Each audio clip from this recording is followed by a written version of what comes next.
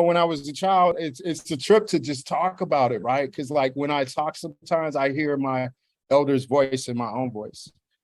So when I just now started to talk, I heard my grandfather's voice. I heard the people. I heard all those people in my own voice. I remember growing up, and when I was a kid in Chicago, and even when we moved back to Minnesota, we would come back to Chicago in the summers and on the holidays. We used to have family reunions, man.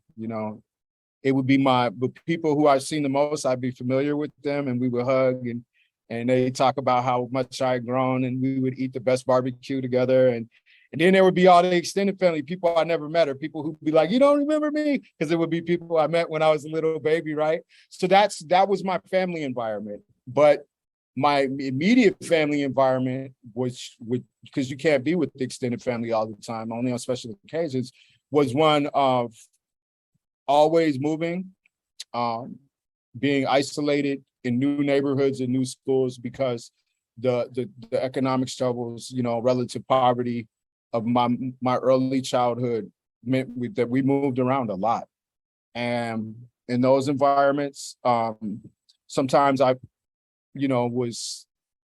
oftentimes I didn't fit in because I was always a new kid. So socially, I struggled a lot to figure out where my identity fit with the people in my peer group, in my neighborhood, in my school environment. Part of that experience for me was moving from all Black areas and Black neighborhoods and mostly Black schools into mostly white areas numerous times. And that began in my young consciousness. I began to develop, I guess, what could be called an identity crisis, in that I didn't know.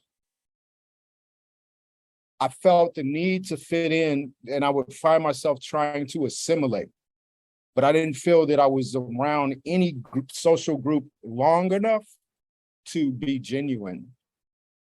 And I guess I felt like I had like an imposter syndrome, is a word that I've heard, a term I've heard recently.